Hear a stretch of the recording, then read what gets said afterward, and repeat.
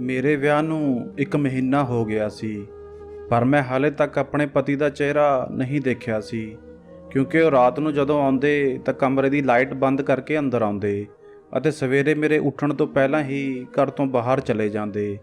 ਇਹ ਰਾਜ਼ ਪਤਾ ਕਰਨ ਲਈ ਮੈਂ ਇੱਕ ਦਿਨ ਆਪਣੀ ਜਗ੍ਹਾ ਨੌਕਰਾਣੀ ਨੂੰ ਸੁਲਾ ਦਿੱਤਾ ਅਤੇ ਆਪ ਕਮਰੇ ਵਿੱਚ ਲੁਕ ਗਈ ਅਤੇ ਜਦੋਂ ਮੈਂ ਲਾਈਟ ਜਲਾਈ ਤਾਂ ਮੇਰੀਆਂ ਚੀਕਾਂ ਨਿਕਲ ਗਈਆਂ, ਕਿਉਂਕਿ ਮੈਂ ਪਿਛਲੇ 4 ਘੰਟਿਆਂ ਤੋਂ ਕਮਰੇ ਵਿੱਚ ਬੈਠੇ ਹੀ ਆਪਣੇ ਪਤੀ ਦਾ ਇੰਤਜ਼ਾਰ ਕਰ ਰਹੀ ਸੀ। ਹੁਣ ਮੈਨੂੰ ਨੀਂਦ ਵੀ ਆਉਣ ਲੱਗੀ ਸੀ। ਜਦੋਂ ਘੜੀ ਵੱਲ ਵੇਖਿਆ ਤਾਂ ਰਾਤ ਦਾ 1 ਵੱਜ ਰਿਹਾ ਸੀ। ਮੈਂ ਬਹੁਤ ਹੈਰਾਨ ਹੋਈ ਅਤੇ ਸੋਚਾਂ ਵਿੱਚ ਪੈ ਗਈ। ਅੱਜ ਤਾਂ ਸਾਡੀ ਸੁਹਾਗ ਰਾਤ ਸੀ, ਮੇਰੀ ਪਹਿਲੀ ਰਾਤ, ਜਿਸ ਰਾਤ ਪਤੀ ਪਤਨੀ ਇੱਕ ਦੂਜੇ ਨਾਲ ਕਈ ਵਾਅਦੇ ਕਰਦੇ ਹਨ ਅਤੇ ਉਮਰ ਭਰ ਸਾਥ ਨਿਭਾਉਣ ਦੀਆਂ ਕਸਮਾਂ ਖਾਂਦੇ ਹਨ। ਮੈਂ ਹਾਲੇ ਤੱਕ ਆਪਣੇ ਪਤੀ ਨੂੰ ਇੱਕ ਵਾਰ ਵੀ ਨਹੀਂ ਦੇਖਿਆ ਸੀ। ਸਾਡੇ ਪਰਿਵਾਰ ਵਿੱਚ ਕੁਝ ਰਸਮਾਂ ਸਨ। ਵਿਆਹ ਤੋਂ ਪਹਿਲਾਂ ਮੁੰਡਾ ਅਤੇ ਕੁੜੀ ਇੱਕ ਦੂਜੇ ਦੀ ਫੋਟੋ ਵੀ ਨਹੀਂ ਦੇਖ ਸਕਦੇ। ਬਸ ਮੈਂ ਆਪਣੀ ਛੋਟੀ ਭੈਣ ਤੋਂ ਹੀ ਸੁਣਿਆ ਸੀ ਕਿ ਮੇਰਾ ਹੋਣ ਵਾਲਾ ਪਤੀ ਬਹੁਤ ਸੋਹਣਾ ਹੈ। ਮੈਂ ਆਪ ਹੀ ਆਪਣੇ ਦਿਲ ਵਿੱਚ ਸੁਪਨੇ ਸਜਾਉਣ ਲੱਗੀ ਸੀ। ਇਸ ਰਾਤ ਦਾ ਇੰਤਜ਼ਾਰ ਤਾਂ ਪਤਾ ਨਹੀਂ ਮੈਨੂੰ ਕਦੋਂ ਤੋਂ ਸੀ। ਮੈਨੂੰ ਜਦੋਂ ਇਸ ਕਮਰੇ ਵਿੱਚ ਲਿਆ ਕੇ ਬਿਠਾਇਆ ਗਿਆ ਤਾਂ ਮੈਂ ਬਹੁਤ ਡਰੀ ਅਤੇ ਸਹਿਮੀ ਹੋਈ ਸੀ, ਪਰ 4 ਘੰਟੇ ਬੈਠਣ ਤੋਂ ਬਾਅਦ ਨਾ ਸਿਰਫ ਮੇਰਾ ਸਰੀਰ ਦਰਦ ਕਰ ਰਿਹਾ ਸੀ, ਬਲਕਿ ਨੀਂਦ ਦਿਆਂ ਝਟਕਿਆਂ ਨੇ ਮੇਰੇ ਸਾਰੇ ਸੁਪਨੇ ਅਤੇ ਖੁਆਇਸ਼ਾਂ ਵੀ ਖਤਮ ਕਰ ਦਿੱਤੀਆਂ ਸਨ। ਇੱਕ ਵਾਰ ਤਾਂ ਸੋਚਿਆ ਕਿ ਉੱਠ ਕੇ ਬਾਹਰ ਜਾਵਾਂ ਅਤੇ ਦੇਖਾਂ ਕਿ ਮੇਰਾ ਪਤੀ ਕਿੱਥੇ ਹੈ, ਪਰ ਫਿਰ ਮੈਂ ਬਾਹਰ ਜਾਣਾ ਠੀਕ ਨਹੀਂ ਸਮਝਿਆ। ਮੈਂ ਇਸੇ ਤਰ੍ਹਾਂ ਬੈਠੇ ਬੈਠੇ ਹੀ ਸੌਂ ਗਈ। ਹੁਣ ਹੋਰ ਜ਼ਿਆਦਾ ਇੰਤਜ਼ਾਰ ਕਰਨਾ ਮੇਰੇ ਲਈ ਬਹੁਤ ਔਖਾ ਸੀ, ਪਰ ਉਸੇ ਵੇਲੇ ਅਚਾਨਕ ਦਰਵਾਜ਼ਾ ਖੁੱਲ੍ਹਣ ਦੀ ਆਵਾਜ਼ ਆਈ। ਮੈਂ ਇੱਕਦਮ ਹੜਬੜਾ ਕੇ ਅੱਖਾਂ ਖੋਲ੍ਹ ਕੇ ਦੇਖਣ ਲੱਗੀ, ਪਰ ਕਮਰੇ ਵਿੱਚ ਤਾਂ ਬਹੁਤ ਹਨੇਰਾ ਹੋ ਚੁੱਕਿਆ ਸੀ। ਮੈਂ ਡਰਦੇ ਹੋਏ ਕਿਹਾ, ਕੌਣ ਹੈ? ਮੈਨੂੰ ਪੈਰਾਂ ਦੀ ਆਵਾਜ਼ ਨਹੀਂ ਸੁਣੀ। ਮੈਂ ਡਰਦੇ ਹੋਏ ਪੁੱਛਿਆ, ਸੁਣੋ ਜੀ, ਕੀ ਤੁਸੀਂ ਹੋ? ਤੁਸੀਂ ਕਮਰੇ ਵਿੱਚ ਹਨੇਰਾ ਕਿਉਂ ਕਰ ਦਿੱਤਾ ਹੈ? ਕੀ ਲਾਈਟ ਚਲੀ ਗਈ ਹੈ? ਮੈਂ ਇੱਕ ਹੀ ਸਾਹ ਵਿੱਚ ਕਈ ਸਵਾਲ ਪੁੱਛ ਲਏ ਤਾਂ ਉਹਨਾਂ ਨੇ ਗਲਾ ਸਾਫ਼ ਕਰਦੇ ਹੋਏ ਕਿਹਾ, ਮੈਂ ਹਾਂ, ਤੁਹਾਡਾ ਪਤੀ। ਇੰਨਾ ਸੁਣਦੇ ਹੀ ਮੇਰੇ ਦਿਲ ਦੀ ਧੜਕਣ ਤੇਜ਼ ਹੋ ਗਈ। ਹਾਲਾਂਕਿ ਮੈਨੂੰ ਪਤਾ ਸੀ ਕਿ ਉਸ ਵੇਲੇ ਮੇਰੇ ਕਮਰੇ ਵਿੱਚ ਮੇਰਾ ਪਤੀ ਹੀ ਆ ਸਕਦਾ ਸੀ। ਇੰਜ ਲੱਗ ਰਿਹਾ ਸੀ ਜਿਵੇਂ ਮੇਰੇ ਪਤੀ ਦੀ ਆਵਾਜ਼ ਸੁਣ ਕੇ ਮੇਰੀ ਸਾਰੀ ਥਕਾਵਟ ਦੂਰ ਹੋ ਗਈ ਹੋਵੇ। ਹੁਣ ਮੈਨੂੰ ਸ਼ਰਮ ਆ ਰਹੀ ਸੀ, ਪਰ ਇੱਕ ਗੱਲ ਮੈਨੂੰ ਸਮਝ ਨਹੀਂ ਆਈ ਕਿ ਮੇਰੇ ਪਤੀ ਨੇ ਕਮਰੇ ਵਿੱਚ ਆਉਂਦੇ ਹੀ ਹਨੇਰਾ ਕਿਉਂ ਕਰ ਦਿੱਤਾ ਸੀ। ਮੈਨੂੰ ਇਹ ਗੱਲ ਥੋੜੀ ਅਜੀਬ ਲੱਗੀ। ਜੇਕਰ ਲਾਈਟ ਚਲੀ ਗਈ ਸੀ ਤਾਂ ਉਹ ਮੋਮਬੱਤੀ ਜਾਂ ਟਾਰਚ ਲੈ ਕੇ ਵੀ ਕਮਰੇ ਵਿੱਚ ਆ ਸਕਦੇ ਸੀ। ਮੈਂ ਅੱਖਾਂ ਫਾੜ ਕੇ ਦੇਖਣ ਦੀ ਕੋਸ਼ਿਸ਼ ਕਰ ਰਹੀ ਸੀ। ਮੇਰਾ ਪਤੀ ਮੇਰੇ ਸਾਹਮਣੇ ਆ ਕੇ ਬੈਠ ਗਿਆ ਅਤੇ ਕਹਿਣ ਲੱਗਿਆ ਕਿ ਮੈਨੂੰ ਮਾਫ਼ ਕਰਿਓ। ਬਾਹਰ ਦੋਸਤਾਂ ਨਾਲ ਗੱਪਾਂ ਮਾਰਦੇ ਹੋਏ ਮੈਨੂੰ ਸਮੇਂ ਦਾ ਪਤਾ ਹੀ ਨਹੀਂ ਲੱਗਿਆ। ਤੁਹਾਨੂੰ ਤਾਂ ਪਤਾ ਹੀ ਹੈ ਕਿ ਅਜਿਹੇ ਮੌਕਿਆਂ 'ਤੇ ਦੋਸਤ ਕਿੱਥੇ ਜਾਨ ਛੱਡਦੇ ਹਨ। ਤੁਸੀਂ ਥੱਕ ਗਏ ਹੋਵੋਗੇ। ਮੈਨੂੰ ਲੱਗਦਾ ਹੈ ਤੁਹਾਨੂੰ ਸੌਣਾ ਚਾਹੀਦਾ ਹੈ। ਬਾਕੀ ਗੱਲਾਂ ਅਸੀਂ ਕੱਲ੍ਹ ਕਰ ਲਵਾਂਗੇ। ਮੇਰਾ ਪਤੀ ਬੋਲਦਾ ਹੋਇਆ ਅਟਕ ਰਿਹਾ ਸੀ। ਉਸਦੇ ਮੂੰਹ ਵਿੱਚੋਂ ਸ਼ਬਦ ਰੁਕ ਕੇ ਨਿਕਲ ਰਹੇ ਸਨ, ਪਰ ਇਸ ਦਾ ਬਿਲਕੁਲ ਵੀ ਇਹ ਮਤਲਬ ਨਹੀਂ ਹੈ ਕਿ ਉਹਨਾਂ ਨੂੰ ਅਟਕ ਕੇ ਬੋਲਣ ਦੀ ਬਿਮਾਰੀ ਸੀ। ਉਹ ਤਾਂ ਇਸ ਤਰ੍ਹਾਂ ਗੱਲ ਕਰ ਰਹੇ ਸਨ ਜਿਵੇਂ ਉਹਨਾਂ ਨੂੰ ਮੇਰੇ ਤੋਂ ਸ਼ਰਮ ਆ ਰਹੀ ਹੋਵੇ। ਮਰਦ ਹੋ ਕੇ ਉਹਨਾਂ ਦਾ ਇਸ ਤਰ੍ਹਾਂ ਮੇਰੇ ਤੋਂ ਸ਼ਰਮਾਉਣਾ ਮੈਨੂੰ ਕੁਝ ਅਜੀਬ ਲੱਗਿਆ। ਫਿਰ ਮੈਨੂੰ ਯਾਦ ਆਇਆ, ਮੇਰੀ ਛੋਟੀ ਭੈਣ ਨੇ ਵੀ ਦੱਸਿਆ ਸੀ ਕਿ ਦੀਦੀ ਤੁਹਾਡਾ ਮੰਗੇਤਰ ਬੜਾ ਸ਼ਰਮੀਲਾ ਹੈ। ਮੈਂ ਆਪਣੇ ਪਤੀ ਨੂੰ ਕਿਹਾ, ਤੁਸੀਂ ਕਮਰੇ ਵਿੱਚ ਹਨੇਰਾ ਕਿਉਂ ਕਰ ਦਿੱਤਾ ਹੈ? ਕੀ ਤੁਸੀਂ ਮੈਨੂੰ ਦੇਖਣਾ ਨਹੀਂ ਚਾਹੁੰਦੇ? ਜ਼ਾਹਿਰ ਹੈ ਕਿ ਇੱਕ ਔਰਤ ਵਿਆਹ ਵਾਲੀ ਰਾਤ ਬਸ ਆਪਣੇ ਪਤੀ ਲਈ ਹੀ ਸੱਜ ਧੱਜ ਕੇ ਤਿਆਰ ਹੁੰਦੀ ਹੈ ਤਾਂ ਜੋ ਉਸਦਾ ਪਤੀ ਉਸਨੂੰ ਦੇਖੇ ਅਤੇ ਉਸਦੀ ਤਾਰੀਫ ਕਰੇ। ਮੇਰੀ ਗੱਲ ਸੁਣ ਕੇ ਮੇਰਾ ਪਤੀ ਕੁਝ ਦੇਰ ਲਈ ਚੁੱਪ ਹੋ ਗਿਆ ਅਤੇ ਫਿਰ ਕਹਿਣ ਲੱਗਿਆ ਕਿ ਮੈਂ ਤਾਂ ਉਦੋਂ ਹੀ ਤੁਹਾਨੂੰ ਜੀ ਭਰ ਕੇ ਦੇਖ ਲਿਆ ਸੀ ਜਦੋਂ ਤੁਹਾਨੂੰ ਮੇਰੇ ਕੋਲ ਲਿਆ ਕੇ ਬਿਠਾਇਆ ਗਿਆ ਸੀ। ਤੁਸੀਂ ਬਹੁਤ ਖੂਬਸੂਰਤ ਹੋ। ਅਸਲ ਵਿੱਚ ਮੇਰੇ ਉੱਪਰ ਕਿਸੇ ਨੇ ਜਾਦੂ ਟੋਣਾ ਕਰਵਾ ਦਿੱਤਾ ਸੀ ਤਾਂ ਜੋ ਮੇਰਾ ਵਿਆਹ ਨਾ ਹੋ ਸਕੇ। ਇਸ ਲਈ ਪੰਡਤ ਜੀ ਨੇ ਮੈਨੂੰ ਕਿਹਾ ਕਿ ਮੈਂ ਕੁਝ ਦਿਨਾਂ ਤੱਕ ਰਾਤ ਨੂੰ ਹਨੇਰੇ ਵਿੱਚ ਹੀ ਆਪਣੀ ਪਤਨੀ ਕੋਲ ਜਾਣਾ ਹੈ। ਮੈਨੂੰ ਇਹ ਗੱਲ ਬਹੁਤ ਅਜੀਬ ਲੱਗੀ, ਪਰ ਉਸ ਵੇਲੇ ਮੈਂ ਇਸ ਗੱਲ ਨੂੰ ਸੱਚ ਮੰਨ ਲਿਆ, ਕਿਉਂਕਿ ਪਹਿਲੀ ਹੀ ਰਾਤ ਨੂੰ ਮੈਂ ਕਿਸੇ ਬਹਿਸ ਵਿੱਚ ਨਹੀਂ ਪੈਣਾ ਚਾਹੁੰਦੀ ਸੀ। ਉਸ ਰਾਤ ਮੈਂ ਸੌਣ ਲੱਗੀ ਤਾਂ ਮੇਰਾ ਪਤੀ ਪਹਿਲਾਂ ਹੀ ਸੌਂ ਚੁੱਕਿਆ ਸੀ। ਦਿਲ ਵਿੱਚ ਇੱਕ ਤਮੰਨਾ ਸੀ ਕਿ ਆਪਣੇ ਪਤੀ ਦਾ ਚਿਹਰਾ ਦੇਖਾਂ। ਆਖਿਰ ਹੁਣ ਉਹ ਮੇਰਾ ਪਤੀ ਬਣ ਚੁੱਕਿਆ ਸੀ। ਜਦੋਂ ਉਹ ਬਰਾਤ ਲੈ ਕੇ ਸਾਡੇ ਘਰ ਆਇਆ ਸੀ ਤਾਂ ਉਦੋਂ ਵੀ ਉਹਨਾਂ ਦੇ ਚਿਹਰੇ ਉੱਪਰ ਸਿਹਰਾ ਸੀ, ਜਿਸ ਕਰਕੇ ਉਸ ਵੇਲੇ ਵੀ ਮੈਂ ਉਹਨਾਂ ਦਾ ਚਿਹਰਾ ਨਹੀਂ ਦੇਖ ਸਕੀ। ਮੈਂ ਸੋਚਿਆ ਚਲੋ ਕੋਈ ਗੱਲ ਨਹੀਂ, ਇਹ ਰਾਤ ਵੀ ਗੁਜ਼ਰ ਜਾਵੇਗੀ, ਕੁਝ ਘੰਟਿਆਂ ਦੀ ਤਾਂ ਗੱਲ ਹੈ, ਮੈਂ ਸਵੇਰ ਹੁੰਦੇ ਹੀ ਆਪਣੇ ਪਤੀ ਦਾ ਚਿਹਰਾ ਦੇਖਾਂਗੀ। ਸਵੇਰੇ ਜਦੋਂ ਮੇਰੀ ਅੱਖ ਖੁੱਲ੍ਹੀ ਤਾਂ ਮੈਂ ਮੁਸਕਰਾਉਂਦੇ ਹੋਏ ਬੈੱਡ ਦੇ ਦੂਜੇ ਪਾਸੇ ਦੇਖਿਆ ਤਾਂ ਮੈਂ ਹੈਰਾਨ ਰਹਿ ਗਈ, ਕਿਉਂਕਿ ਬੈੱਡ ਤਾਂ ਬਿਲਕੁਲ ਖਾਲੀ ਸੀ। ਉੱਥੇ ਤਾਂ ਮੇਰਾ ਪਤੀ ਹੈ ਹੀ ਨਹੀਂ ਸੀ। ਬਾਥਰੂਮ ਵੀ ਖੁੱਲ੍ਹਾ ਸੀ। ਮੈਂ ਉੱਠ ਬੈਠੀ ਅਤੇ ਕਮਰੇ ਤੋਂ ਬਾਹਰ ਨਿਕਲ ਆਈ। ਬਾਹਰ ਆ ਕੇ ਦੇਖਿਆ ਤਾਂ ਮੇਰੀ ਸੱਸ ਪਰੇਸ਼ਾਨ ਜਿਹੀ ਬੈਠੀ ਸੀ। ਮੈਨੂੰ ਦੇਖ ਕੇ ਉਹਨਾਂ ਦੇ ਚਿਹਰੇ 'ਤੇ ਮੁਸਕਰਾਹਟ ਆ ਗਈ, ਪਰ ਉਹਨਾਂ ਨੇ ਕੁਝ ਪੜ੍ਹਦੇ ਹੋਏ ਇਸ਼ਾਰੇ ਨਾਲ ਮੈਨੂੰ ਆਪਣੇ ਕੋਲ ਬੁਲਾਇਆ। ਮੈਂ ਉਹਨਾਂ ਕੋਲ ਗਈ ਅਤੇ ਨਾਲ-ਨਾਲ ਇੱਧਰ-ਉੱਧਰ ਆਪਣੇ ਪਤੀ ਨੂੰ ਵੀ ਦੇਖ ਰਹੀ ਸੀ ਕਿ ਉਹ ਕਿੱਥੇ ਚਲੇ ਗਏ। ਮੈਂ ਆਪਣੀ ਸੱਸ ਕੋਲ ਗਈ ਤਾਂ ਉਹਨਾਂ ਨੇ ਤੁਰੰਤ ਮੇਰੇ ਉੱਪਰ ਫੂਕ ਮਾਰੀ। ਸ਼ਾਇਦ ਉਹ ਮੇਰੇ ਲਈ ਹੀ ਕੁਝ ਪੜ੍ਹ ਰਹੀ ਸੀ, ਜਿਸ ਨੂੰ ਪੜ੍ਹ ਕੇ ਉਹਨਾਂ ਨੇ ਮੇਰੇ ਉੱਪਰ ਫੂਕ ਮਾਰੀ ਸੀ। ਇਹ ਦੇਖ ਕੇ ਮੈਨੂੰ ਆਪਣੇ ਪਤੀ ਦੀ ਗੱਲ ਯਾਦ ਆਈ। ਲੱਗਦਾ ਹੈ ਸੱਚਮੁੱਚ ਹੀ ਉਹਨਾਂ ਉੱਪਰ ਕਿਸੇ ਨੇ ਜਾਦੂ ਟੂਣਾ ਕੀਤਾ ਹੋਇਆ ਸੀ। ਇਸੇ ਲਈ ਮੇਰੀ ਸੱਸ ਮੇਰੇ ਉੱਪਰ ਕੁਝ ਪੜ੍ਹ ਕੇ ਫੂਕ ਮਾਰ ਰਹੀ ਸੀ। ਮੈਂ ਉਹਨਾਂ ਕੋਲ ਬੈਠਦੇ ਹੋਏ ਪੁੱਛਿਆ ਕਿ ਉਹ ਕਿੱਥੇ ਹਨ। ਕਮਰੇ ਵਿੱਚ ਤਾਂ ਮੈਨੂੰ ਕਿਤੇ ਦਿਖਾਈ ਨਹੀਂ ਦਿੱਤੇ। ਤਾਂ ਮੇਰੀ ਸੱਸ ਨੇ ਕਿਹਾ, ਬੇਟੇ ਉਹ ਕੰਮ 'ਤੇ ਜਾ ਚੁੱਕਿਆ ਹੈ। ਮੈਂ ਘੜੀ ਵੱਲ ਵੇਖਿਆ ਤਾਂ ਸਵੇਰ ਦੇ 7 ਵਜੇ ਸਨ ਅਤੇ ਦਫ਼ਤਰ ਦਾ ਸਮਾਂ 9 ਵਜੇ ਤੋਂ ਸ਼ੁਰੂ ਹੁੰਦਾ ਹੈ। ਫਿਰ ਉਹ 7 ਵਜੇ ਹੀ ਕਿਵੇਂ ਚਲੇ ਗਏ? ਮੇਰੀ ਸੱਸ ਮੇਰੀਆਂ ਨਜ਼ਰਾਂ ਨੂੰ ਦੇਖ ਕੇ ਮੇਰਾ ਸਵਾਲ ਸਮਝ ਚੁੱਕੀ ਸੀ ਅਤੇ ਕਹਿਣ ਲੱਗੀ, ਬੇਟਾ ਉਸਦੇ ਕੰਮ ਦਾ ਕੋਈ ਪਤਾ ਨਹੀਂ। ਉਹ ਆਪਣੇ ਦੋਸਤ ਦੇ ਨਾਲ ਮਿਲ ਕੇ ਕਾਰੋਬਾਰ ਕਰਦਾ ਹੈ ਅਤੇ ਜਦੋਂ ਦਿਲ ਕਰੇ ਉਹ ਉਸੇ ਵੇਲੇ ਘਰ ਤੋਂ ਚਲਾ ਜਾਂਦਾ ਹੈ। ਤੂੰ ਨਾਸ਼ਤਾ ਕਰ ਲੈ। ਮੇਰਾ ਦਿਲ ਕਰ ਰਿਹਾ ਸੀ ਕਿ ਮੈਂ ਆਪਣੀ ਸੱਸ ਨੂੰ ਪੁੱਛਾਂ ਕਿ ਸਾਡਾ ਵਿਆਹ ਮੇਰੀ ਪਤੀ ਦੀ ਮਰਜ਼ੀ ਨਾਲ ਨਹੀਂ ਹੋਇਆ ਸੀ, ਕਿਉਂਕਿ ਨਾ ਹੀ ਰਾਤ ਨੂੰ ਉਹਨਾਂ ਨੇ ਮੇਰੇ ਨਾਲ ਕੋਈ ਗੱਲ ਕੀਤੀ ਅਤੇ ਨਾ ਹੀ ਆਪਣਾ ਚਿਹਰਾ ਦਿਖਾਇਆ, ਅਤੇ ਹੁਣ ਸਵੇਰੇ ਵੀ ਬਿਨਾਂ ਮਿਲੇ ਹੀ ਚਲੇ ਗਏ। ਆਪਣੇ ਵਿਆਹ ਤੋਂ ਅਗਲੇ ਦਿਨ ਕੌਣ ਕੰਮ 'ਤੇ ਜਾਂਦਾ ਹੈ? ਮੈਂ ਇਹਨਾਂ ਸੋਚਾਂ ਵਿੱਚ ਗੁੰਮ ਸੀ ਕਿ ਸਾਹਮਣੇ ਵਾਲੇ ਕਮਰੇ ਵਿੱਚੋਂ ਇੱਕ ਮੁੰਡਾ ਨਿਕਲਿਆ। ਮੈਂ ਫਟਾਫਟ ਆਪਣੇ ਸਿਰ ਉੱਤੇ ਦੁਪੱਟਾ ਲੈ ਲਿਆ। ਮੇਰੀ ਸੱਸ ਕਹਿਣ ਲੱਗੀ, ਬੇਟੀ ਇਹ ਤੇਰਾ ਦਿਓਰ ਹੈ। ਮੈਂ ਸਰਸਰੀ ਜਿਹੀ ਨਜ਼ਰ ਨਾਲ ਉਸ ਵੱਲ ਵੇਖਿਆ ਅਤੇ ਉਸ ਨੂੰ ਨਮਸਤੇ ਕੀਤੀ ਤਾਂ ਉਹ ਅੱਖਾਂ ਨਾਲ ਹੀ ਜਵਾਬ ਦੇ ਕੇ ਉੱਥੋਂ ਬਾਹਰ ਚਲਾ ਗਿਆ ਅਤੇ ਸਾਰਾ ਦਿਨ ਇਸੇ ਤਰ੍ਹਾਂ ਲੰਘ ਗਿਆ। ਮੈਂ ਨੋਟ ਕੀਤਾ ਕਿ ਮੇਰੀ ਸੱਸ ਬਹੁਤ ਪਰੇਸ਼ਾਨ ਲੱਗ ਰਹੀ ਸੀ, ਜਦੋਂ ਕਿ ਉਹ ਤਾਂ ਇੱਕ ਚੰਗੇ ਸੁਭਾਅ ਦੀ ਔਰਤ ਸੀ। ਸਾਡਾ ਰਿਸ਼ਤਾ ਹੋਣ ਤੋਂ ਬਾਅਦ ਉਹ ਕਈ ਵਾਰ ਸਾਡੇ ਘਰ ਆਈ ਸੀ। ਮੈਂ ਉਹਨਾਂ ਦੇ ਚਿਹਰੇ 'ਤੇ ਕਦੇ ਵੀ ਉਦਾਸੀ ਨਹੀਂ ਦੇਖੀ ਸੀ। ਉਹ ਬਹੁਤ ਖੁਸ਼ ਮਿਜਾਜ ਸੁਭਾਅ ਦੀ ਔਰਤ ਸੀ। ਮੈਂ ਤਾਂ ਬਹੁਤ ਖੁਸ਼ ਸੀ ਕਿ ਚਲੋ ਸੱਸ ਬਹੂ ਵਿੱਚ ਵਧੀਆ ਨਿਭੇਗੀ।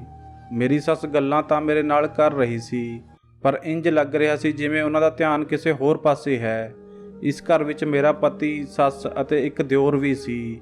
ਅਸੀਂ 4 ਜਣੇ ਹੀ ਇਸ ਘਰ ਵਿੱਚ ਰਹਿੰਦੇ ਸੀ। ਮੈਂ ਸ਼ਾਮ ਨੂੰ ਆਪਣੇ ਪਤੀ ਦੇ ਆਉਣ ਦਾ ਰਾਹ ਦੇਖ ਰਹੀ ਸੀ। ਮੈਂ ਬਹੁਤ ਤਿਆਰ ਹੋ ਕੇ ਸੱਜ ਧੱਜ ਕੇ ਬੈਠੀ ਸੀ। ਜਦੋਂ ਦਰਵਾਜ਼ਾ ਖੜਕਿਆ ਤਾਂ ਮੈਂ ਤੁਰੰਤ ਜਾ ਕੇ ਦਰਵਾਜ਼ਾ ਖੋਲ੍ਹਿਆ, ਪਰ ਸਾਹਮਣੇ ਮੇਰਾ ਦਿਓਰ ਸੋਨੂ ਖੜਾ ਸੀ। ਉਹ ਮੈਨੂੰ ਸਾਹਮਣੇ ਖੜੀ ਦੇਖ ਕੇ ਸ਼ਰਮਾਂਦਾ ਹੋਇਆ ਨਜ਼ਰਾਂ ਝੁਕਾ ਕੇ ਅੰਦਰ ਚਲਾ ਗਿਆ। ਮੈਂ ਵੀ ਉਸ ਨੂੰ ਨਮਸਤੇ ਕੀਤੀ ਅਤੇ ਵਾਪਸ ਅੰਦਰ ਆ ਗਈ। ਬਹੁਤ ਰਾਤ ਹੋ ਚੁੱਕੀ ਸੀ।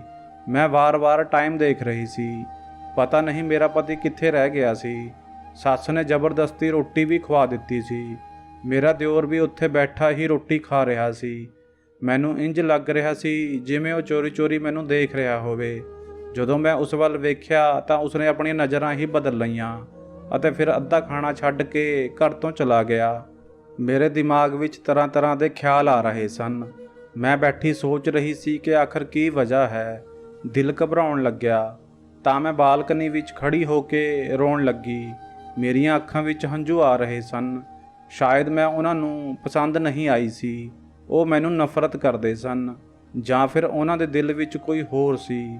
ਮੈਂ ਹਾਲੇ ਇਸੇ ਤਰ੍ਹਾਂ ਖੜੀ ਰੋ ਰਹੀ ਸੀ ਕਿ ਅਚਾਨਕ ਕਮਰੇ ਵਿੱਚ ਹਨੇਰਾ ਹੋ ਗਿਆ। ਬਾਲਕਨੀ ਦੇ ਬੱਲਬ ਦੀ ਥੋੜੀ ਜਿਹੀ ਰੌਸ਼ਨੀ ਕਮਰੇ ਵਿੱਚ ਆ ਰਹੀ ਸੀ, ਜਿਸ ਨੂੰ ਮੈਂ ਇਸੇ ਤਰ੍ਹਾਂ ਜਲਦਾ ਛੱਡ ਦਿੱਤਾ ਅਤੇ ਫਿਰ ਕਮਰੇ ਵਿੱਚ ਆ ਗਈ। ਪ੍ਰੀਤ ਦੂਜੇ ਪਾਸੇ ਮੂੰਹ ਕਰਕੇ ਬੈਠੇ ਸਨ। ਮੈਂ ਅੱਜ ਹਰ ਗੱਲ ਕਲੀਅਰ ਕਰਨਾ ਚਾਹੁੰਦੀ ਸੀ, ਇਸ ਲਈ ਬਿਨਾਂ ਕੁਝ ਕਹੇ ਮੈਂ ਉਹਨਾਂ ਕੋਲ ਜਾ ਕੇ ਬੈਠ ਗਈ। ਮੇਰਾ ਮੋਢਾ ਉਹਨਾਂ ਦੇ ਮੋਢੇ ਨਾਲ ਲੱਗ ਗਿਆ ਤਾਂ ਉਹ ਤੁਰੰਤ ਦੂਰ ਹੋ ਕੇ ਬੈਠ ਗਏ। ਮੈਂ ਉਹਨਾਂ ਨੂੰ ਪੁੱਛਿਆ, ਤੁਸੀਂ ਮੇਰੇ ਨਾਲ ਇਸ ਤਰ੍ਹਾਂ ਕਿਉਂ ਕਰ ਰਹੇ ਹੋ? ਮੈਂ ਇੱਕ ਵਾਰ ਫੇਰ ਉਹਨਾਂ ਵੱਲ ਵੇਖਿਆ ਅਤੇ ਡਰਦੇ-ਡਰਦੇ ਉਹਨਾਂ ਦਾ ਹੱਥ ਫੜ ਲਿਆ। ਉਹਨਾਂ ਨੇ ਫਿਰ ਆਪਣਾ ਹੱਥ ਛੁਡਵਾ ਲਿਆ ਅਤੇ ਉੱਠ ਕੇ ਖੜੇ ਹੋ ਗਏ ਅਤੇ ਦੂਜੇ ਪਾਸੇ ਮੂੰਹ ਕਰਕੇ ਕਹਿਣ ਲੱਗੇ, ਜੋ ਵੀ ਗੱਲ ਕਰਨੀ ਹੈ ਜਲਦੀ ਕਰੋ, ਮੈਂ ਬਹੁਤ ਥੱਕਿਆ ਹੋਇਆ ਹਾਂ, ਮੈਨੂੰ ਨੀਂਦ ਆ ਰਹੀ ਹੈ। ਆਪਣੇ ਪਤੀ ਦੀਆਂ ਗੱਲਾਂ ਸੁਣ ਕੇ ਮੇਰੀਆਂ ਅੱਖਾਂ ਵਿੱਚ ਹੰਝੂ ਆ ਗਏ। ਮੈਂ ਪੁੱਛਿਆ, ਕੀ ਤੁਸੀਂ ਕਿਸੇ ਹੋਰ ਨੂੰ ਪਸੰਦ ਕਰਦੇ ਹੋ? ਜੇਕਰ ਅਜਿਹੀ ਕੋਈ ਗੱਲ ਸੀ ਤਾਂ ਤੁਸੀਂ ਮੇਰੇ ਨਾਲ ਵਿਆਹ ਕਿਉਂ ਕੀਤਾ? ਤਾਂ ਉਹ ਕਹਿਣ ਲੱਗੇ, ਮੈਂ ਕਿਸੇ ਹੋਰ ਨੂੰ ਪਸੰਦ ਨਹੀਂ ਕਰਦਾ, ਬਸ ਮੇਰੀ ਇੱਕ ਮਜਬੂਰੀ ਹੈ। ਨਾ ਹੀ ਮੈਂ ਤੁਹਾਨੂੰ ਆਪਣਾ ਚਿਹਰਾ ਦਿਖਾ ਸਕਦਾ ਹਾਂ ਅਤੇ ਨਾ ਹੀ ਮੇਰੇ ਕੋਲ ਇੰਨਾ ਸਮਾਂ ਹੈ ਜੋ ਮੈਂ ਤੁਹਾਡੇ ਕੋਲ ਬੈਠ ਕੇ ਪਿਆਰ ਭਰੀਆਂ ਗੱਲਾਂ ਕਰਾਂ। ਮੈਨੂੰ ਵੀ ਗੁੱਸਾ ਆ ਰਿਹਾ ਸੀ। ਆਖਰ ਇਹ ਕਿਹੋ ਜਿਹੀ ਮਜਬੂਰੀ ਸੀ ਕਿ ਮੇਰਾ ਪਤੀ ਮੇਰੇ ਤੋਂ ਦੂਰ ਭੱਜੇ ਅਤੇ ਮੈਂ ਉਸਦੇ ਕੋਲ ਆਉਣ ਦੀ ਕੋਸ਼ਿਸ਼ ਕਰਦੀ ਰਹਾ। ਉਸ ਦਿਨ ਤੋਂ ਬਾਅਦ ਕਈ ਦਿਨ ਇਸੇ ਤਰ੍ਹਾਂ ਹੀ ਲੰਘ ਗਏ ਅਤੇ ਸਾਰੀ ਰਾਤ ਮੈਂ ਇਸੇ ਤਰ੍ਹਾਂ ਗੂੜੀ ਨੀਂਦ ਵਿੱਚ ਸੌਂਦੀ ਰਹਿੰਦੀ ਅਤੇ ਸਵੇਰ ਨੂੰ ਹੀ ਮੇਰੀ ਅੱਖ ਖੁੱਲ੍ਹਦੀ ਸੀ। ਮੇਰਾ ਪਤੀ ਸਾਰਾ ਦਿਨ ਘਰ ਤੋਂ ਬਾਹਰ ਰਹਿੰਦਾ ਸੀ ਅਤੇ ਦੂਜੇ ਪਾਸੇ ਪਤਾ ਨਹੀਂ ਕਿਉਂ ਮੈਨੂੰ ਇਹ ਮਹਿਸੂਸ ਹੋਣ ਲੱਗਿਆ ਸੀ ਕਿ ਜਿਵੇਂ ਮੈਂ ਕਿਸੇ ਦੀਆਂ ਨਜ਼ਰਾਂ ਵਿੱਚ ਹਾਂ, ਪਰ ਜਦੋਂ ਮੈਂ ਇੱਧਰ ਉੱਧਰ ਦੇਖਦੀ ਤਾਂ ਕੋਈ ਵੀ ਨਜ਼ਰ ਨਹੀਂ ਆਉਂਦਾ ਸੀ। ਇੱਕ ਵਾਰ ਮੈਂ ਸ਼ਾਮ ਨੂੰ ਚਾਹ ਬਣਾ ਕੇ ਆਪਣੀ ਸੱਸ ਦੇ ਕਮਰੇ ਵਿੱਚ ਜਾਣ ਲੱਗੀ ਤਾਂ ਉਹਨਾਂ ਦੀ ਆਵਾਜ਼ ਸੁਣ ਕੇ ਰੁਕ ਗਈ। ਉਹ ਸ਼ਾਇਦ ਕਿਸੇ ਨਾਲ ਫੋਨ ਤੇ ਗੱਲ ਕਰ ਰਹੇ ਸੀ। ਉਹ ਵਾਰ-ਵਾਰ ਇੱਕ ਹੀ ਸ਼ਬਦ ਦੁਹਰਾ ਰਹੇ ਸੀ। ਪਤਾ ਨਹੀਂ ਕੌਣ ਸੀ, ਪਰ ਮੇਰੀ ਸੱਸ ਉਸ ਦੀਆਂ ਮਿੰਨਤਾਂ ਕਰ ਰਹੀ ਸੀ। ਪਤਾ ਨਹੀਂ ਉਹ ਕੌਣ ਸੀ ਜੋ ਮੇਰੀ ਸੱਸ ਨੂੰ ਬਲੈਕਮੇਲ ਕਰ ਰਿਹਾ ਸੀ।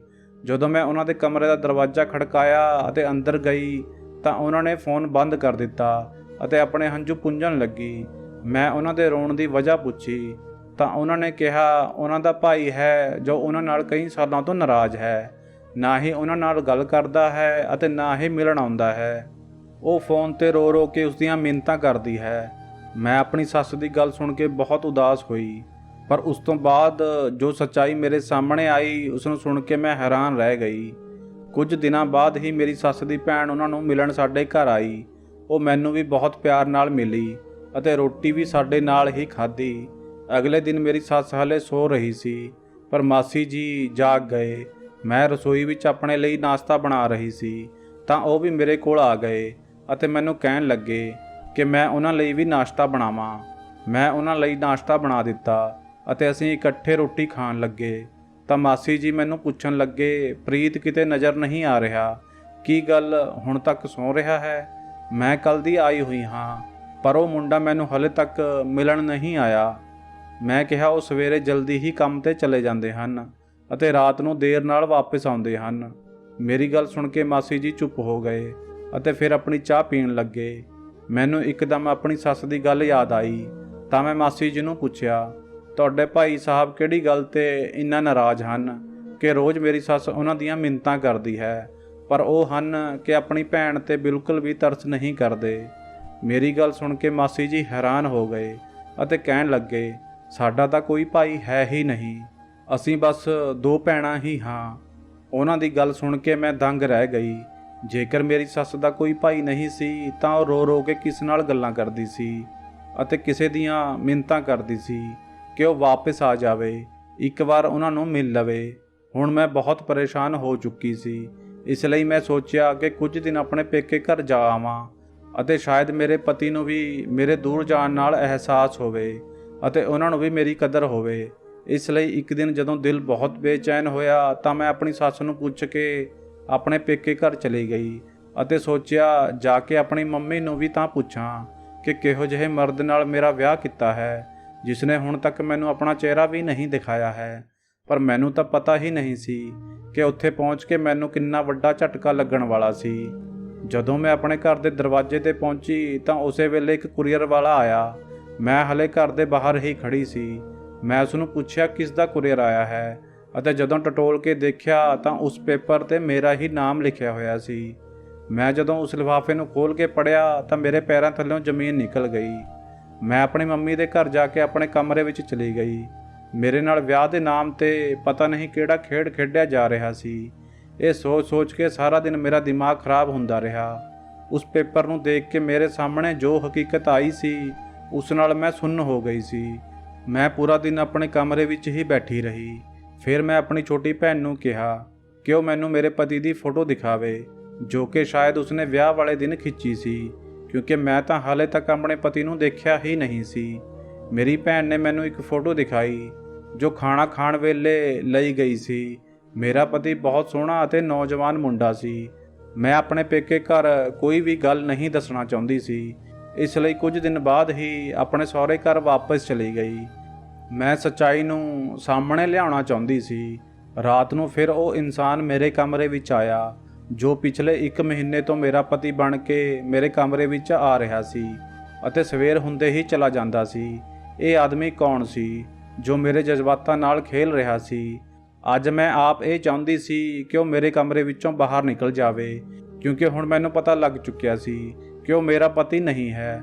ਫਿਰ ਮੈਂ ਸੱਚਾਈ ਦਾ ਪਤਾ ਕਰਨ ਲਈ ਉਸਨੂੰ ਪੁੱਛਿਆ ਕਿ ਮੈਂ ਪੇਕੇ ਘਰ ਗਈ ਸੀ ਤਾਂ ਤੁਸੀਂ ਮੈਨੂੰ ਕਿੰਨਾ ਯਾਦ ਕੀਤਾ? ਤਾਂ ਉਹ ਬੋਲਿਆ, ਜ਼ਾਹਿਰ ਹੈ ਤੁਸੀਂ ਮੇਰੀ ਪਤਨੀ ਹੋ, ਮੈਂ ਤੁਹਾਨੂੰ ਕਿਵੇਂ ਭੁੱਲ ਸਕਦਾ ਹਾਂ। ਮੈਂ ਕਿਹਾ, ਮੈਂ ਤੁਹਾਨੂੰ ਦੇਖਣਾ ਚਾਹੁੰਦੀ ਹਾਂ। ਅੱਜ ਮੈਂ ਵਿਆਹ ਦੀ ਫੋਟੋ ਵਿੱਚ ਤੁਹਾਨੂੰ ਦੇਖਿਆ ਹੈ। ਉਹ ਫੋਟੋ ਮੇਰੀ ਭੈਣ ਨੇ ਖਿੱਚੀ ਸੀ, ਇਸ ਲਈ ਦਿਲ ਵਿੱਚ ਖਿਆਲ ਆਇਆ ਕਿ 1 ਮਹੀਨਾ ਗੁਜ਼ਰ ਗਿਆ ਹੈ, ਕਿਉਂ ਨਾ ਮੈਂ ਹੁਣ ਤੁਹਾਨੂੰ ਦੇਖ ਲਵਾਂ। ਮੈਂ ਨਹੀਂ ਮੰਨਦੀ ਕਿਸੇ ਤਰ੍ਹਾਂ ਦੇ ਜਾਦੂ ਟੋਣੇ ਨੂੰ। ਹੁਣ ਤੁਸੀਂ ਆਪ ਲਾਈਟ ਜਗਾਓਗੇ ਜਾਂ ਮੈਂ ਜਗਾਵਾਂ? ਤਾਂ ਉਹ ਕਹਿਣ ਲੱਗਿਆ, ਮੈਂ ਤੁਹਾਨੂੰ ਪਹਿਲਾਂ ਵੀ ਕਹਿ ਚੁੱਕਾ ਹਾਂ ਕਿ ਮੇਰਾ ਇਲਾਜ ਚੱਲ ਰਿਹਾ ਹੈ। ਤੁਸੀਂ ਇਸ ਇਲਾਜ ਨੂੰ ਭਾਵੇਂ ਸੱਚ ਮੰਨੋ ਭਾਵੇਂ ਝੂਠ, ਪਰ ਮੈਂ ਇਹ ਇਲਾਜ ਕਰਾਏ ਬਿਨਾਂ ਤੁਹਾਡੇ ਸਾਹਮਣੇ ਨਹੀਂ ਆਵਾਂਗਾ। ਜੇਕਰ ਤੁਸੀਂ ਮੈਨੂੰ ਰੋਜ਼ ਇਸੇ ਤਰ੍ਹਾਂ ਤੰਗ ਕਰੋਗੇ ਤਾਂ ਮੈਂ ਅੱਜ ਤੋਂ ਬਾਅਦ ਤੁਹਾਡੇ ਕਮਰੇ ਵਿੱਚ ਨਹੀਂ ਆਵਾਂਗਾ। ਅਤੇ ਇਹ ਕਹਿ ਕੇ ਉਹ ਕਮਰੇ ਤੋਂ ਬਾਹਰ ਚਲਾ ਗਿਆ। ਮੈਂ ਅਗਲੇ ਦਿਨ ਉਸ ਨੂੰ ਕੁਝ ਨਾ ਕਿਹਾ ਅਤੇ ਉਹ ਫਿਰ ਮੇਰੇ ਕਮਰੇ ਵਿੱਚ ਸੌਣ ਲਈ ਆ ਗਿਆ, ਪਰ ਉਸ ਦੇ ਸੌਂਦੇ ਹੀ ਮੈਂ ਸੋਫੇ 'ਤੇ ਜਾ ਕੇ ਸੌ ਜਾਂਦੀ ਸੀ। ਹੁਣ ਮੈਂ ਇਹ ਸੋਚ ਰਹੀ ਸੀ ਕਿ ਕਿਸ ਤਰ੍ਹਾਂ ਉਸ ਦਾ ਸੱਚ ਸਭ ਦੇ ਸਾਹਮਣੇ ਲਿਆਂਦਾ ਜਾਵੇ। ਅਗਲੇ ਦਿਨ ਮੈਂ ਆਪਣੀ ਨੌਕਰਾਣੀ ਨੂੰ ਸਾਡੇ ਘਰ ਵਿੱਚ ਰੁਕਣ ਲਈ ਕਿਹਾ ਅਤੇ ਉਸ ਨੂੰ ਬਹਾਨਾ ਬਣਾਇਆ ਕਿ ਮੇਰੀ ਤਬੀਅਤ ਕੁਝ ਠੀਕ ਨਹੀਂ ਹੈ, ਇਸ ਲਈ ਉਸਨੇ ਵੀ ਕੋਈ ਇਤਰਾਜ਼ ਨਹੀਂ ਕੀਤਾ। ਰਾਤ ਨੂੰ ਮੈਂ ਨੀਂਦ ਦੀ ਦਵਾਈ ਦੁੱਧ ਵਿੱਚ ਮਿਲਾ ਕੇ ਨੌਕਰਾਣੀ ਨੂੰ ਪਿਲਾ ਦਿੱਤੀ ਅਤੇ ਉਸ ਤੋਂ ਬਾਅਦ ਉਸ ਨੂੰ ਆਪਣੇ ਬੈੱਡ 'ਤੇ ਸੁਲਾ ਦਿੱਤਾ ਅਤੇ ਆਪ ਕਮਰੇ ਵਿੱਚ ਲੁਕ ਗਈ, ਜਿੱਥੇ ਕਮਰੇ ਦੀ ਲਾਈਟ ਦੇ ਬਟਨ ਲੱਗੇ ਹੋਏ ਸਨ। ਰਾਤ ਨੂੰ ਬਹੁਤ ਦੇਰ ਬਾਅਦ ਜਦੋਂ ਉਹ ਇਨਸਾਨ ਮੇਰੇ ਕਮਰੇ ਵਿੱਚ ਆਇਆ ਅਤੇ ਬੈੱਡ ਦੇ ਦੂਜੇ ਪਾਸੇ ਬੈਠ ਗਿਆ, ਤਾਂ ਮੈਂ ਤੁਰੰਤ ਲਾਈਟ ਜਗਾ ਦਿੱਤੀ ਅਤੇ ਉਸ ਨੂੰ ਦੇਖ ਕੇ ਮੇਰੇ ਹੋਸ਼ ਉੱਡ ਗਏ। ਉਹ ਤਾਂ ਮੇਰਾ ਦਿਓਰ ਸੀ। ਇਸ ਦਾ ਮਤਲਬ ਪਿਛਲੇ 1 ਮਹੀਨੇ ਤੋਂ ਉਹ ਹੀ ਮੇਰੇ ਕਮਰੇ ਵਿੱਚ ਆ ਰਿਹਾ ਸੀ। ਉਹ ਮੈਨੂੰ ਹੈਰਾਨੀ ਨਾਲ ਦੇਖ ਰਿਹਾ ਸੀ। ਮੈਂ ਕਿਹਾ, ਤੈਨੂੰ ਸ਼ਰਮ ਨਹੀਂ ਆਈ ਇਸ ਤਰ੍ਹਾਂ ਮੇਰੇ ਕਮਰੇ ਵਿੱਚ ਆਉਂਦੇ ਹੋਏ? ਉਸਨੇ ਕੋਈ ਜਵਾਬ ਨਹੀਂ ਦਿੱਤਾ। ਮੈਂ ਉਹ ਪੇਪਰ ਅਲਮਾਰੀ ਵਿੱਚੋਂ ਕੱਢ ਕੇ ਉਸਦੇ ਮੂੰਹ 'ਤੇ ਮਾਰਿਆ ਅਤੇ ਰੋਣ ਲੱਗੀ। ਉਹ ਪੇਪਰ ਤਲਾਕ ਦੇ ਪੇਪਰ ਸਨ, ਜਿਨ੍ਹਾਂ ਵਿੱਚ ਇੱਕ ਚਿੱਠੀ ਵੀ ਸੀ, ਜਿਸ ਵਿੱਚ ਲਿਖਿਆ ਸੀ ਕਿ ਮੈਂ ਕਿਸੇ ਹੋਰ ਕੁੜੀ ਨਾਲ ਵਿਆਹ ਕਰਨਾ ਚਾਹੁੰਦਾ ਸੀ, ਪਰ ਮੇਰੀ ਮਾਂ ਨੇ ਜ਼ਬਰਦਸਤੀ ਮੇਰਾ ਰਿਸ਼ਤਾ ਤੇਰੇ ਨਾਲ ਕਰ ਦਿੱਤਾ ਅਤੇ ਮੇਰੇ ਲੱਖ ਵਾਰ ਮਨਾ ਕਰਨ ਦੇ ਬਾਵਜੂਦ ਵੀ ਮੇਰਾ ਵਿਆਹ ਤੇਰੇ ਨਾਲ ਕਰਵਾ ਦਿੱਤਾ। ਪਰ ਮੈਂ ਵਿਆਹ ਵਾਲੀ ਰਾਤ ਹੀ ਭੱਜ ਗਿਆ ਸੀ ਅਤੇ ਹੁਣ ਤੈਨੂੰ ਤਲਾਕ ਦੇ ਪੇਪਰ ਭੇਜ ਰਿਹਾ ਹਾਂ ਤਾਂ ਜੋ ਤੂੰ ਜਿਸ ਨਾਲ ਚਾਹੇ ਵਿਆਹ ਕਰ ਲਵੇਂ। ਉਸ ਵੇਲੇ ਮੈਂ ਇਹ ਸਭ ਕੁਝ ਪੜ੍ਹ ਕੇ ਸੁਣ ਰਹਿ ਗਈ ਸੀ ਕਿ ਜਦੋਂ ਮੇਰਾ ਪਤੀ ਵਿਆਹ ਵਾਲੀ ਰਾਤ ਹੀ ਭੱਜ ਗਿਆ ਸੀ ਤਾਂ ਫਿਰ ਮੇਰੇ ਕਮਰੇ ਵਿੱਚ ਕੌਣ ਆਉਂਦਾ ਹੈ ਅਤੇ ਮੇਰਾ ਦਿਓਰ ਹੀ ਮੈਨੂੰ ਧੋਖਾ ਦੇ ਰਿਹਾ ਸੀ। ਮੈਂ ਉਸ ਦਾ ਕਾਲਰ ਫੜ ਕੇ ਉਸ ਨੂੰ ਕਿਹਾ, ਤੂੰ ਮੇਰੇ ਨਾਲ ਇਸ ਤਰ੍ਹਾਂ ਕਿਉਂ ਕੀਤਾ? ਤਾਂ ਉਹ ਕਹਿਣ ਲੱਗਿਆ, ਮੈਂ ਅੱਜ ਤੱਕ ਤੁਹਾਡੇ ਨਾਲ ਅਜਿਹਾ ਕੁਝ ਨਹੀਂ ਕੀਤਾ ਕਿ ਜਿਸ ਨਾਲ ਤੁਹਾਨੂੰ ਜਾਂ ਮੈਨੂੰ ਸ਼ਰਮਿੰਦਗੀ ਹੋਵੇ। ਮੈਂ ਜੋ ਕੁਝ ਵੀ ਕੀਤਾ ਆਪਣੀ ਮਾਂ ਦੇ ਕਹਿਣ 'ਤੇ ਕੀਤਾ, ਕਿਉਂਕਿ ਮੇਰਾ ਭਾਈ ਪ੍ਰੀਤ ਵਿਆਹ ਦੀ ਰਾਤ ਹੀ ਭੱਜ ਗਿਆ ਸੀ। ਮੇਰੀ ਮਾਂ ਬਹੁਤ ਡਰ ਗਈ ਸੀ ਕਿ ਜੇਕਰ ਇਹ ਗੱਲ ਫੈਲ ਗਈ ਤਾਂ ਕੀ ਹੋਵੇਗਾ। ਇਸ ਲਈ ਉਸਨੇ ਮੈਨੂੰ ਤੁਹਾਡੇ ਕਮਰੇ ਵਿੱਚ ਜਾਣ ਲਈ ਕਿਹਾ ਤਾਂ ਜੋ ਤੁਹਾਨੂੰ ਇਸ ਗੱਲ ਦਾ ਸ਼ੱਕ ਨਾ ਹੋ ਜਾਵੇ ਅਤੇ ਗੱਲ ਇਸ ਘਰ ਵਿੱਚ ਹੀ ਰਹਿ ਜਾਵੇ। ਪਰ ਮੈਂ ਤੁਹਾਡੇ ਨਾਲ ਕੁਝ ਵੀ ਗਲਤ ਨਹੀਂ ਕੀਤਾ। ਮੈਂ ਕਿਹਾ, ਮੈਂ ਇੱਥੇ ਸਿਰਫ ਸੱਚ ਜਾਣਨ ਲਈ ਹੀ ਆਈ ਸੀ। ਤੇਰਾ ਭਾਈ ਮੈਨੂੰ ਤਲਾਕ ਦੇ ਚੁੱਕਿਆ ਹੈ, ਇਸ ਲਈ ਮੇਰਾ ਇਸ ਘਰ ਵਿੱਚ ਕੋਈ ਕੰਮ ਨਹੀਂ। ਮੈਂ ਅਗਲੇ ਦਿਨ ਆਪਣੇ ਪੇਕੇ ਘਰ ਚਲੀ ਗਈ ਅਤੇ ਸਾਰੀ ਗੱਲ ਆਪਣੇ ਪੇਕੇ ਘਰ ਵਾਲਿਆਂ ਨੂੰ ਦੱਸ ਦਿੱਤੀ। ਪਰ ਕੁਝ ਮਹੀਨੇ ਬਾਅਦ ਮੇਰੀ ਸੱਸ ਸਾਡੇ ਘਰ ਆ ਗਈ। ਉਹਨਾਂ ਨੇ ਮੇਰੇ ਘਰ ਵਾਲਿਆਂ ਤੋਂ ਮਾफ़ੀ ਮੰਗੀ ਅਤੇ ਮੇਰਾ ਰਿਸ਼ਤਾ ਮੇਰੇ ਦਿਓਰ ਸੋਨੂ ਨਾਲ ਕਰਨ ਲਈ ਕਿਹਾ। ਉਹ ਕਹਿਣ ਲੱਗੀ, ਹੁਣ ਜੇਕਰ ਤੁਸੀਂ ਆਪਣੀ ਬੇਟੀ ਦਾ ਦੁਬਾਰਾ ਵਿਆਹ ਕਰੋਗੇ ਤਾਂ ਤੁਹਾਨੂੰ ਕੋਈ ਚੰਗਾ ਰਿਸ਼ਤਾ ਨਹੀਂ ਮਿਲੇਗਾ। ਗਲਤੀ ਮੇਰੇ ਬੇਟੇ ਦੀ ਅਤੇ ਮੇਰੀ ਹੈ, ਤਾਂ ਸਜ਼ਾ ਤੁਹਾਡੀ ਬੇਟੀ ਨੂੰ ਕਿਉਂ ਮਿਲੇ? ਮੈਂ ਪ੍ਰੀਤ ਦੀਆਂ ਬਹੁਤ ਮਿੰਨਤਾਂ ਕੀਤੀਆਂ ਕਿ ਉਹ ਵਾਪਸ ਆ ਜਾਵੇ, ਪਰ ਉਹ ਨਹੀਂ ਮੰਨਿਆ। ਮੇਰੇ ਮੰਮੀ ਪਾਪਾ ਨੇ ਮੇਰਾ ਵਿਆਹ ਸੋਨੂ ਨਾਲ ਕਰਵਾ ਦਿੱਤਾ। ਸੱਚ ਹੀ ਕਹਿੰਦੇ ਹਨ ਕਿ ਇੱਕ ਔਰਤ ਹੀ ਔਰਤ ਦਾ ਘਰ ਬਰਬਾਦ ਵੀ ਕਰ ਸਕਦੀ ਹੈ ਅਤੇ ਵਸਾ ਵੀ ਸਕਦੀ ਹੈ। ਤਾਂ ਦੋਸਤੋ, ਇਹ ਸੀ ਸਾਡੀ ਅੱਜ ਦੀ ਕਹਾਣੀ। ਉਮੀਦ ਕਰਦਾ ਹਾਂ ਕਿ ਤੁਹਾਨੂੰ ਪਸੰਦ ਆਈ ਹੋਵੇਗੀ। ਤੁਹਾਡਾ ਕੀ ਕਹਿਣਾ ਹੈ ਇਸ ਕਹਾਣੀ ਦੇ ਬਾਰੇ ਵਿੱਚ ਕਮੈਂਟ ਕਰਕੇ ਸਾਨੂੰ ਜ਼ਰੂਰ ਦੱਸਿਓ। ਵੀਡੀਓ ਨੂੰ ਲਾਈਕ ਕਰ ਦਿਓ ਤੇ ਜੇਕਰ ਚੈਨਲ ਤੇ ਨਵੇਂ ਹੋ ਤਾਂ ਚੈਨਲ ਨੂੰ ਸਬਸਕ੍ਰਾਈਬ ਕਰ ਲਵੋ। ਮਿਲਦੇ ਹਾਂ ਤੁਹਾਨੂੰ ਅਗਲੀ ਵੀਡੀਓ ਵਿੱਚ। ਤਦ ਤੱਕ ਲਈ ਧੰਨਵਾਦ।